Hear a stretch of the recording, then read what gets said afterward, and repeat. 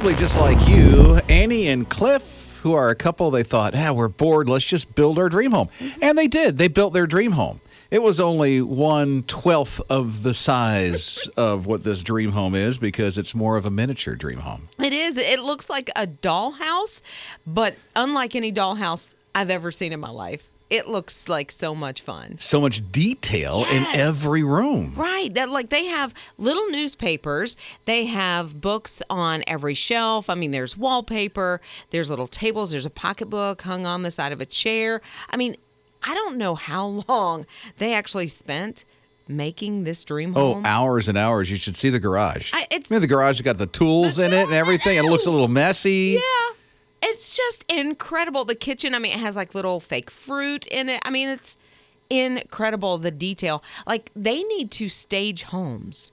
You know what I mean? They need miniature homes like this? No, they need to stage real homes. If they can do this to a dollhouse and make it look this inviting and warm and homey, then they need to stage homes that are up for sale. What I'm trying to figure out is where do they get all the miniature stuff? From Wall Street newspaper hanging on the wall in a thing. I think there are templates where you can print some of that stuff out, but I don't know. They've got crayons and paste. They got a children's room with all the games, and it looks sloppy like a children's room. Right, like cluttered and that. Yeah, like they were just playing. Yeah, I think also somebody is an artist because they had to have had that artist's eye to create this, and it's just wild. I don't know. And they're also, because so many people have been following them on social media, I think they have like 40,000 followers on social, that they have taken to raising money for the Alzheimer's Association. Isn't that great? So they turned this around so they could help some people. Right, help themselves get through the pandemic and help some others. Rob and Lizz, his morning crew. Tiffany must have a great relationship. This is like a gift from God to have a great relationship with her mother-in-law because that's her reconnection to remember, to see her mother-in-law. Wow. It's Rob and Lizz, his morning crew on his radio. Yeah, and if you want to make a reconnection to remember somebody you haven't seen in a while, here's what you do. You text in the word reconnection to 800-447-7234, just like Tiffany did. And here's the thing. I think she wants not only to see her mom-in-law, but she wants to cultivate that relationship between her kids and her husband's family. They're all from Michigan. And so she wants to take them, from here to Michigan, see the family, have her husband, see his mom again, and just have a great time hanging out. Didn't they have a trip and it was canceled because of the quarantine? It was. They haven't actually gotten to Michigan in like 10 years, so they planned this big trip in the fall of 2020, and we all know what happened there. Yeah. So that's the reconnection they want. The planet got quarantined. We couldn't go anywhere. March 2020. Yeah. So that's the reconnection to remember. But what about yours? What would your reconnection to remember even look like? Text the word reconnection, 800-447-7234. You can go to hisradio.com or tap on the My His Radio app. Rob and Lizz, his morning crew. Gene Simmons take up for Tim Tebow.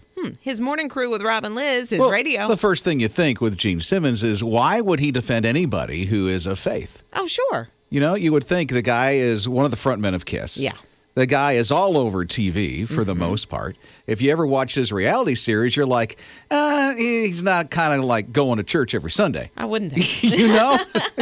You wouldn't see that. Yeah. But yet Gene Simmons is like, leave Tim Tebow alone. He's like, dude. him. Here he is going back to Jacksonville and getting back into football. Tim Tebow is, not Gene Simmons. Gene Simmons. I don't know if the guy can throw a ball. Maybe he can, if he can take a tackle.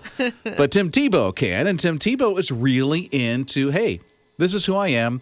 I'm for Jesus. Back in the day when he was playing college ball, you'll remember that underneath his eyes in the black was John 3:16. Right. And people would ask, what does that mean? Yeah, he'll tell you. It was a good, conversation starter. And he would talk about his life in Jesus, and he speaks about Jesus all the time. And he's a motivational speaker. He speaks in churches, and here he is going back to the NFL. And so here's what Gene Simmons from KISS tweeted. I'm going to read it word for word. I support Tim Tebow.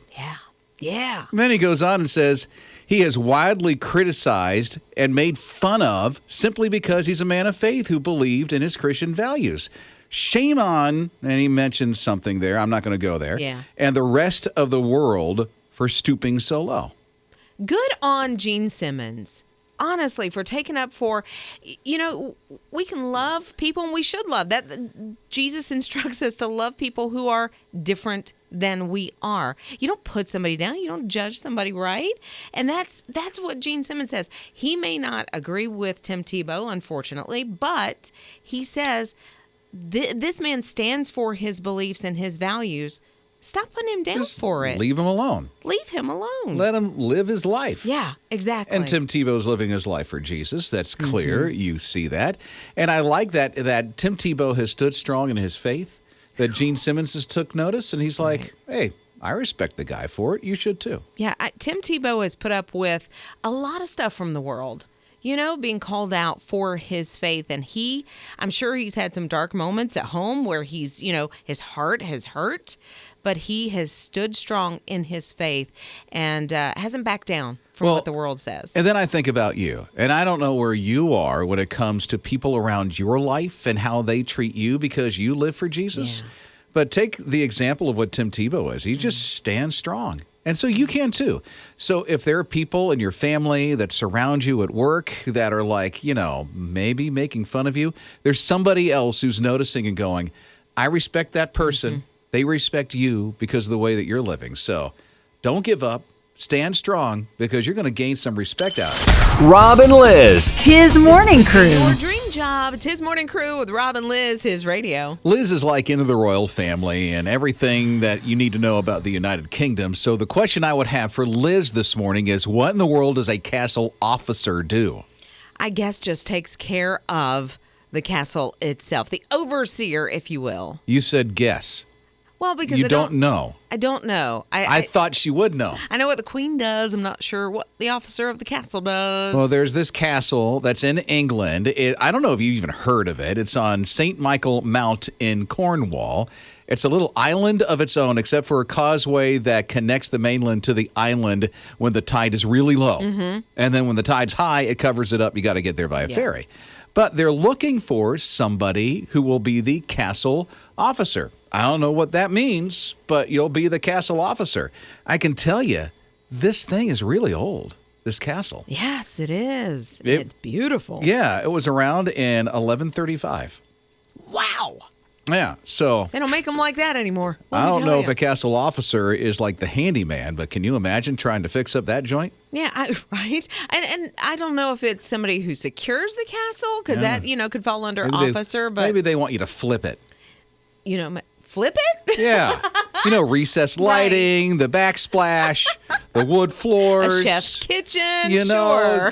Megan's parents Rob and Lizz. Wyoming. His morning crew. It's been about 2 years since she's been able to see them. Her reconnection to remember, I think you know it. It's Rob and Lizz, His Morning Crew on His radio. Yeah, she says, I don't, only want to see my parents after 2 years, but they need is what she said, to see the grandchildren. So I think they're lonely and, missing the family. Oh, yeah. And so, she wants to put all the kids in the car, the whole family in the car, take a road trip from here to Wyoming. And that is the reconnection she wants His radio to make happen. I feel you, Megan, because our first grandchild in my family will be in Florida. That just hurts my heart. Yeah, because Liz lives here. Yeah. I can, 10 minutes away. I can run over and see her. But you can make a reconnection to remember whatever that is. Maybe it's to see your parents or your best friend or whatever it is. You can make it happen. What would it actually look like? Yeah. Let us know what your reconnection to remember is. Text the word reconnection to 800-447-7234. The word reconnection to that number, 800-447-7234. You can go to hisradio.com. It's right there, or you can tell us by tapping on the My His Radio app. Rob and Lizz. His morning crew. It's a big day for little Marley. She is about to say her very first word. Had no idea what was going to happen, but she was about to say her very first word.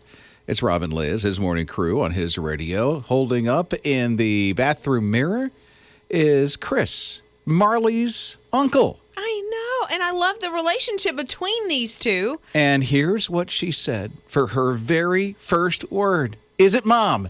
Is it dad? Is it uncle? Her first word was... Yay! Say it again. Say your word. Yay, yay, yay, yay! Yay! Yay? Yeet. yeet. kids say that. Like, I was like, what does that even mean? I forget what it means, but like yeet. And that's what this baby said. Her very first word. That's Uncle's favorite word. He Evidently. says yeet. TJ, video producer, says it all the time. Yeet. Yeah. Just like that. Tell Liz the meaning, Yeah, would what you? does it mean? It basically means like yes, or if you yeet something, you throw it. What? You throw it. Okay. And when you I'm say not saying it right. it's the old-fashioned yes. Right. But I guess, That's what yeet is. okay, so I have to say it. Yeet. Yeah, but this is this That sounds baby's terrible. first words. I don't know what your baby's first word was. If it was mama, it was daddy, if it was uncle, but Marley is yeet. My niece's first word was pizza, pizza. You're kidding Because me. she would hear it on the Little Caesars commercials, and so she said, pizza, pizza. I know. Most of my kids, I think everybody said, like, mama or daddy. That's That a was lot the- of TV watching. Well, And a big advertising campaign for Little Caesars during that time, too. Yeah, but I think, just having the TV on while she's playing or whatever, and then cheering, Pizza. pizza, pizza. Pizza. And classic. Here's Marley again. Yay!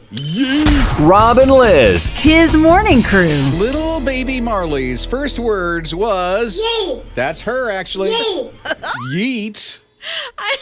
Mark texted in and said, I thought yeet was like a native Southern word asking somebody, have they eaten yet? Yeet. Yeet. Do I have to say it like that for it to... Yes. Yes. Yeet. Yeet. Yeet. Oh, this is going to go on all day. Rob and Liz, it's his radio. Baby's first words for you. 800-447-7234. Here's Eileen. What was it, Eileen? Buddy. But he would say it, buddy. Was there somebody that was directed at, like a brother or an uncle or something? It was me. It was my friend's child, and his mama was so mad because I always called him Buddy. Eileen, I have to ask. Do you have to catch a train?